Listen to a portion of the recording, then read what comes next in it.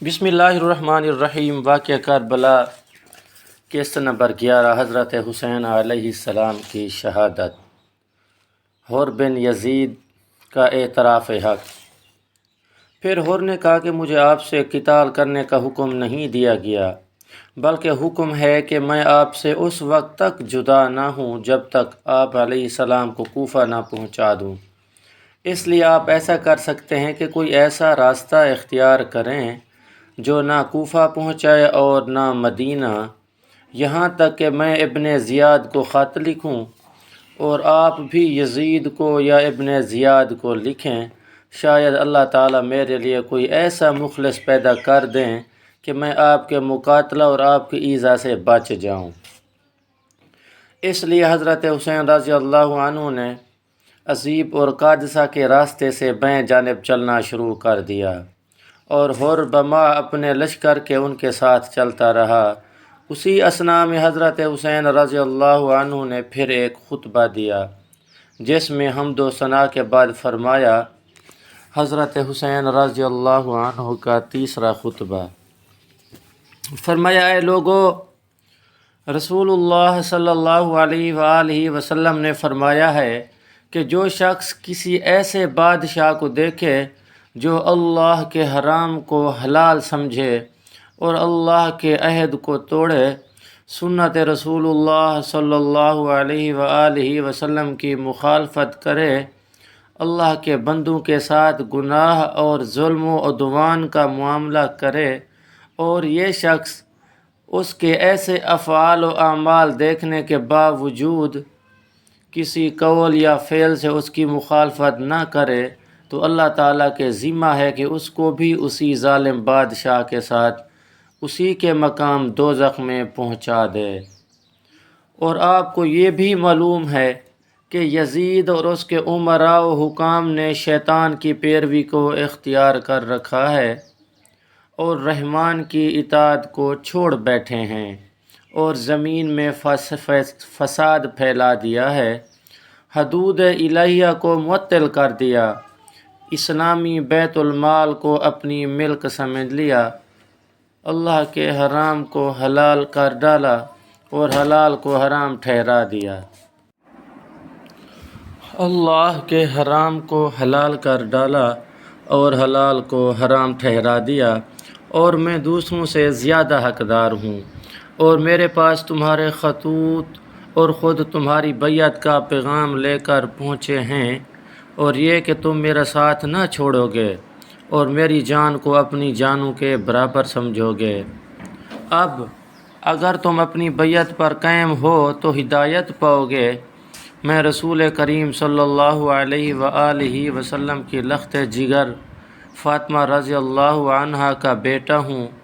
میری جان آپ لوگوں کی جانوں کے ساتھ اور میرے اہل و عیاں آپ لوگوں کے اہل و عیال کے ساتھ تم لوگوں کو میرا اتباع کرنا چاہیے، اور اگر تم ایسا نہیں کرتے بلکہ میری بیعت کو توڑتے ہو اور میرے عہد سے پھر جاتے ہو تو وہ تم لوگوں سے کچھ بعید نہیں، کیونکہ یہی کام تم نے میرے باپ حضرت علی المرتضیٰ علیہ السلام اور بھائی حضرت حسن رضی اللہ عنہ اور چچا زاد بھائی حضرت مسلم بن عقیل رضی اللہ عنہ کے ساتھ بھی کر چکے ہو، اور وہ آدمی بڑا فریب میں ہے جو تمہارے عہد و پیمان سے دھوکہ کھائے، سو تم نے خود اپنا آخرت کا حصہ ضائع کر دیا ہے اور اپنے حق میں ظلم کیا۔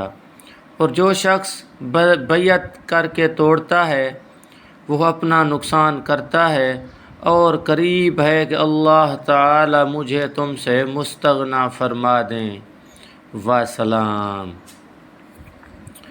حوالہ نمبر کامل ابن اسیر۔ خود ابن یزید نے خطبہ سن کر کہا کہ میں آپ علیہ السلام کو اپنی جان کے بارے میں خدا کی قسم دیتا ہوں، کیونکہ میں یقین کے ساتھ جانتا ہوں کہ اگر آپ قتال کریں گے تو قتل کیے جائیں گے۔ حضرت حسین علیہ السلام نے فرمایا کہ کیا تم مجھے موت سے ڈرانا چاہتے ہو؟ کیا تم مجھ کو موت سے ڈرانا چاہتے ہو؟ جو میں کہہ رہا ہوں اس پر توجہ نہیں دیتے ہیں۔ آپ کے جواب میں صرف وہی کہہ سکتا ہوں جو رسول اللہ صلی اللہ علیہ وآلہ وسلم کی امداد کے لیے نکلنے والے ایک صحابی نے اپنے بھائی کی نصیحت کے جواب میں کہا تھا۔ بھائی نے اس سے کہا کہ بھائی آپ کہاں جا رہے ہو؟ آپ تو موت کی طرف جا رہے ہو، آپ قتل کر دیے جاؤ گے، آپ زندہ نہیں رہو گے۔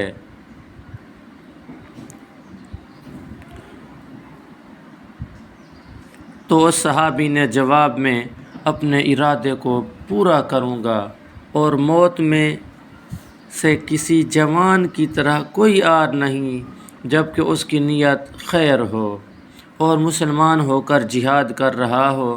پھر اگر میں زندہ رہا تو نہ نادم ہوں گا اور اگر مر گیا تو قابل ملامت نہ ہوں گا بلکہ شہید ہوں گا، اور تمہارے لیے اس سے بڑی ذلت کیا ہے کہ ذلیل و خوار ہو کر زندہ رہو۔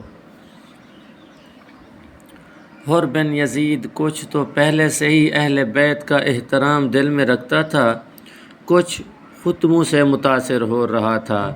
یہ کلام سن کر ان سے علیحدہ ہو گیا اور ساتھ ساتھ چلنے لگا۔ ترمہ بن عدی رحمۃ اللہ علیہ کا معرکہ میں پہنچنا۔ اسی حال میں 4 آدمی کوفہ سے حضرت حسین رضی اللہ عنہ کے مددگار پہنچے جن کا سردار ترمہ بن عدی تھا۔ حر بن یزید نے چاہا کہ انہیں گرفتار کر لے یا واپس کر دے، مگر حسین رضی اللہ عنہ نے فرمایا کہ یہ میرے مددگار اور رفیق ہیں، ان کی ایسے ہی حفاظت کروں گا جیسے اپنے جان کی حفاظت کرتا ہوں۔ حر بن یزید نے ان کو آنے کی اجازت دے دی۔ حضرت حسین رضی اللہ عنہ نے ان لوگوں سے کوفہ کے حالات دریافت کیے اور فرمایا کہ کیسے آنا ہوا اور کوفہ میں کیا ہو رہا ہے، ابن زیاد لوگ کیا کر رہے ہیں۔ تو انہوں نے بتلایا کہ کوفہ کے جتنے سردار تھے ان سب کو بڑی بڑی رشوتیں دے دی گئی ہیں اور ان کے تھیلے سونے سے بھر دیے گئے ہیں۔ اب وہ سب آپ کے مخالف ہیں، البتہ عوام کے قلوب آپ کے ساتھ ہیں، مگر اس کے باوجود جب مقابلہ ہوگا تو تلواریں ان کی بھی آپ علیہ السلام کے مقابلے پر آئیں گی۔ ترمہ بن عدی کا مشورہ۔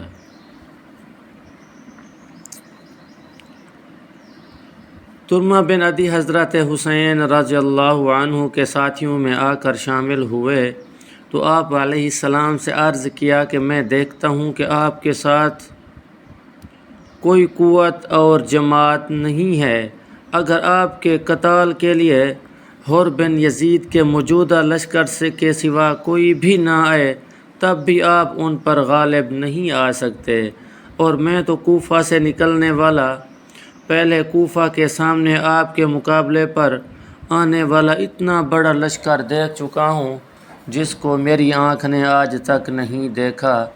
اتنا بڑا لشکر کوفہ سے آپ علیہ السلام کی گرفتاری اور قتال کے لیے روانہ ہونے والا ہے۔ اس سے پہلے کبھی میری آنکھ نے نہ دیکھا تھا، اتنا بڑا لشکر دیکھ کے آ رہا ہوں۔ میں آپ علیہ السلام کو خدا کی قسم دیتا ہوں کہ ایک بالشت بھی ان کی طرف نہ بڑھیں۔ آپ میرے ساتھ چلیں، میں آپ کو اپنے پہاڑ آجا میں ٹھہرا دوں گا جو نہایت محفوظ قلعہ جیسا ہے۔ ہم نے ملوک غسان اور ضمیر اور لقمان بن منظر کے مقابلے میں اسی پہاڑ میں پناہ لی اور ہمیشہ کامیاب ہوئے۔ آپ یہاں جا کر مقیم ہو جائیں، پھر آجا اور سلمہ دونوں قبیلوں پر بسنے والے قبیلہ طے کے لوگ کو بلائیں۔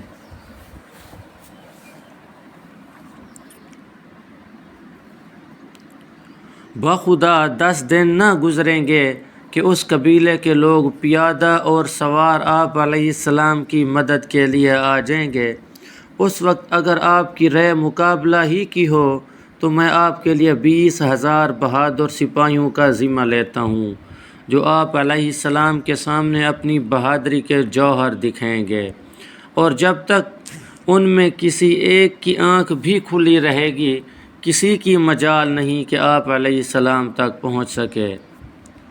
حضرت حسین رضی اللہ عنہ نے ترمہ بن عدی کی بات سن کر فرمایا کہ اللہ تعالیٰ آپ کو اور آپ کی قوم کو جزائے خیر عطا فرمائے، مگر ہمارے اور حر بن یزید کے درمیان ایک بات ہو چکی ہے، اب ہم اس کے پابند ہیں، اس کے ساتھ کہیں نہیں جا سکتے، اور ہمیں کچھ پتہ نہیں ہے کہ ہمارے ساتھ کیا ہونے والا ہے۔ ترمہ بن عدی رخصت ہو گئے اور اپنے ساتھ سامان رسد لے کر دوبارہ آنے کا وعدہ کر گئے، اور پھر وہ ایک دن اپنے وعدے کے مطابق آئے، مگر راستے میں ہی حضرت حسین علیہ السلام کی شہادت کی جھوٹی اور غلط خبر سن کر لوٹ گئے۔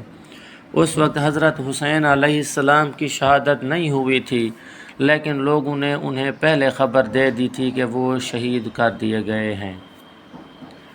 حضرت حسین علیہ السلام کا خواب۔ اس طرف حضرت حسین رضی اللہ عنہ چلتے رہے اور نصر بنی مقاتل تک پہنچ گئے۔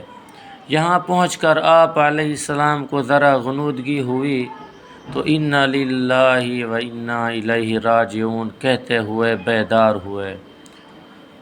آپ علیہ السلام کے صاحبزادے علی اکبر رضی اللہ عنہ نے سنا تو گھبرا کر سامنے آئے اور پوچھا کہ ابا جان کیا بات ہے؟ آپ نے فرمایا کہ میں نے خواب میں دیکھا ہے کہ کوئی گھوڑے سوار میرے پاس آیا اور اس نے کہا کہ کچھ لوگ چل رہے ہیں اور ان کی موتیں ان کے ساتھ چل رہی ہیں۔ اس سے میں سمجھا ہماری موت ہی کی خبر ہے، اس لیے میں نے انا للہ و انا الیہ راجعون پڑھا۔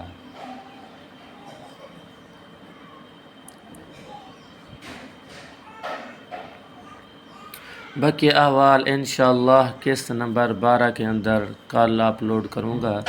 صدق اللہ العظیم۔ دوستو میرا چینل ضرور سبسکرائب کرنا اور بیل آئیکن کو دبا دینا تاکہ میری آنے والی ویڈیوز آپ کے پاس پہنچتی رہیں۔ جزاکم اللہ خیرہ۔